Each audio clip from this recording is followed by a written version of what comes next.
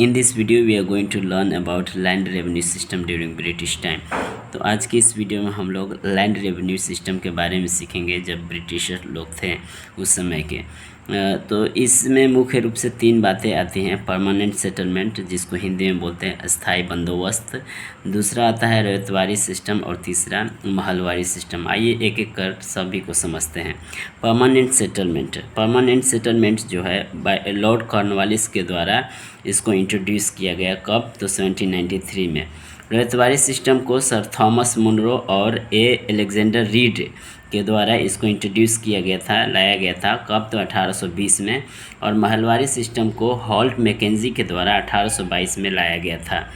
कहाँ कहाँ पे लाया गया था परमानेंट सिस्टम को, मतलब स्थायी बंदोबस्त को? तो वेस्ट बंगाल में, बिहार, ओडिशा, उत्तर प्रदेश, आंध्र प्रदेश एंड मध्य प्रदेश में। वहीं पे अगर हम रैयतवारी सिस्टम को देखें तो ये बम्बे में, मद्रास में, कुर्ग और असम में इसको इंट्रोड्यूस किया गया था, लाया गया था। और महलवारी सिस्टम को उत्तर प्रदेश, मध्य प्रदेश और पंजाब में। फिर आगे आते हैं जब हम, तो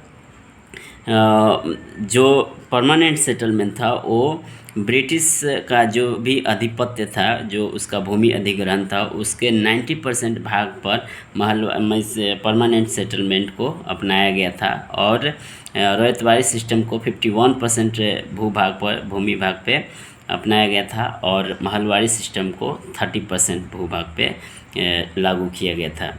अब इसमें बोला जा रहा है कि जो परमानेंट सेटल था, इसमें ज़मींदार कलेक्टेड लैंड रेवेन्यू, इसमें ज़मींदार लोग ही क्या काम करते थे? लैंड रेवेन्यू को कलेक्ट किया करते थे। लेकिन यदि हम रैयतवारी सिस्टम में आते हैं तो ज़मींदार लोग को हटा दिया जाता है और फार्मर्स लोग को डायरेक्ट बोला जाता है कि आप क्या काम करेंगे? रेवेन्यू को कलेक्ट करेंगे और स्टेट को डायरेक्टली आप लोग पे करेंगे। वहीं पे अगर हम आते हैं महलवारी सिस्टम में, तो महलवारी सिस्टम में क्या होता है कि बोला जाता है कि जो विलेज है, एक विलेज है, उसका हेडमैन क्या काम करेगा? विलेज से, पूरा विलेज से वो क्या काम करेगा? रेवेन्यू को कलेक्ट करेगा, लैंड रेवेन्यू को कलेक्ट करेगा और ब्रिटिश गवर्नमेंट को देगा। तो यहाँ पे परमानेंट सेटल में ज़मींदार करते थे, लेकिन रैयतवारी में फार्मर्स करते थे, और महलवारी में महल का मतलब ही होता है विलेज। तो विलेज का हेडमैन क्या काम करते थे? रेवेन्यू को कलेक्ट किया करते थे। फिर अगर आते हैं कि जो ज़मीन है, लैंड है, उस पर किसका अधिकार होता था? तो परमानेंट सेटल में ज़मीन पे अधिकार ज़मींदार को दिया गया था। लेकिन वहीं पे अगर हम रैयतवारी में आते हैं तो ज़मीन पे अधिकार, जो भूमि पे अधिकार दिया गया, वो किसको दिया गया? तो फार्मर्स को दे दिया गया। फिर अगर इसमें आते हैं महलवारी में, तो इस पे पूरा विलेज का एक अधिकार रहता था उस पर। यहाँ पे देखते हैं, अगर परमानेंट सेटल के बारे में बात करें अस्थाई बंदोबस्त में, तो यहाँ पे 10-11 भाग को क्या करना था? ब्रिटिशर्स को देना था, वो रेवेन्यू कलेक्ट करके। मतलब 89% ब्रिटिशर्स को देना था और 11% ज़मींदार रख सकते थे। फिर आता है इसमें जो हमारा रैयतवारी सिस्टम है, रैयतवारी सिस्टम में 33% से लेकर 55% तक का जो रेवेन्यू कलेक्शन वो करके किसको देना था? मतलब किसान लोग किसको देंगे? ब्रिटिश गवर्नमेंट को देना था। वहीं पे अगर महलवारी सिस्टम के बारे में बात किया जाए तो यहाँ पे 60% क्या करना था? रेवेन्यू कलेक्शन करके देना था। फिर इसको अगर परमानेंट सेटल के बारे में बात किया जाए तो परमानेंट सेटल को सनसेट्स लॉ भी कहा जाता है, क्योंकि इसमें एक टाइम फिक्स किया गया था कि शाम ढलने से पहले क्या काम करना है? रेवेन्यू कलेक्ट करके आपको, मतलब जो भूमि से रेवेन्यू आ रहा है उसको कलेक्ट करके ब्रिटिश गवर्नमेंट को देना है। यदि आप ऐसा नहीं कर रहे हैं तो ज़मींदारों से जो भूमि है उसको ले लिया जाएगा और दूसरे को दे दिया जाएगा। इसी को बोलते हैं सनसेट लॉ या सूर्यास्त का नियम भी बोलते हैं।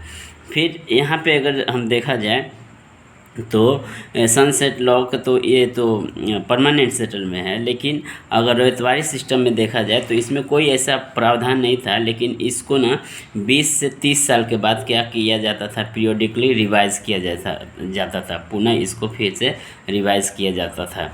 फिर आते हैं ऑनरशिप ऑफ ज़मींदार and it was hereditary and transferable.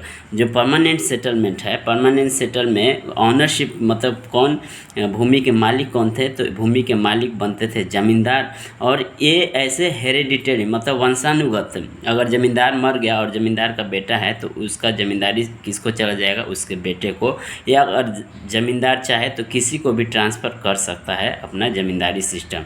ये होता था परमानेंट सेटलमेंट में, ठीक है।